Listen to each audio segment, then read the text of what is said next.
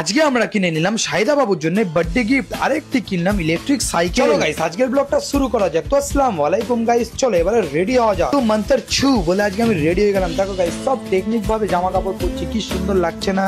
ব্লগটা কিন্তু কন্টিনিউ করতে থাকো বন্ধু, অনেক ইন্টারেস্টিং হতে চলেছে। আমাকে কেমন লাগছে গাইস কমেন্ট করে বলো কিন্তু। চলো এবার যাওয়া যাক আমার শাহিদা আমার গিফটটা কিনতে। আমরা যাচ্ছি আজকে আমার শাহিদা আমার গিফট কিনতে। আর শাহিদা আমার আছে কালকে বার্থডে, তোমরা আমার শাহিদা আমার জন্য সবাই দোয়া করো। ফাইনালি আমি দোকানে চলে এলাম গাইস। কালেকশন গুলো অনেকই সুন্দর ছিল, বাট ব্যবহারটা একদমই খারাপ ছিল। আমি যেই ভুলটা করেছি তোমরা প্লিজ করো না। ওইখানে অনেক দোকান আছে, তোমরা খুঁজে খুঁজে কিনো কিন্তু ভাই। ফাইনালি শাহিদা আমার জন্য তো কেনা হয়ে গেল। তারপরে চলে এলাম একটি সাইকেলের দোকান, আর এইখানে এসে শাহবাজের একটি সাইকেল পছন্দ হয়ে গেল।